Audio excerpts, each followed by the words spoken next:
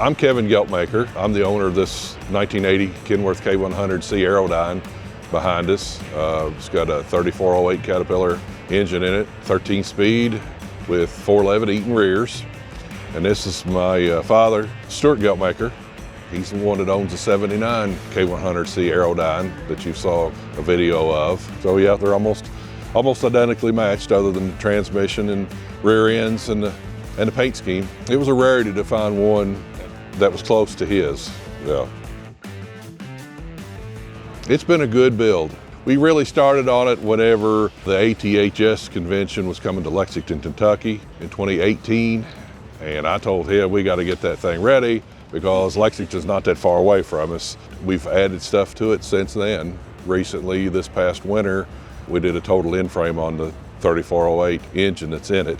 The original engine was tired and it was time to do a in-frame overhaul. So we did that. So it's got a fresh engine in it with about 30 miles on it right now.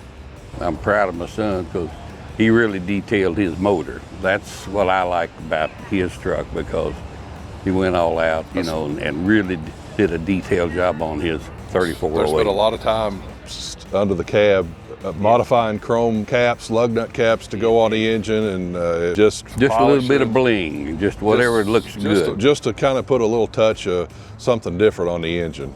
Yeah, he done a real good job on that accessories and stuff on the engine, make it really stand out. But we did the interior, the carpet, the actual button tuck VIT interior is original. The only thing we've done to that is clean it up and put the chrome button covers on to cover the buttons, to dress that up a little bit. And there's a bunch in there. Probably over 500. Over 500 per truck. Yeah, counting the ceiling, you know, and the bunk area. And everything, yes. We just told the chrome shop, just order it by the box full. Yeah. Why do you have these rabbits in the truck?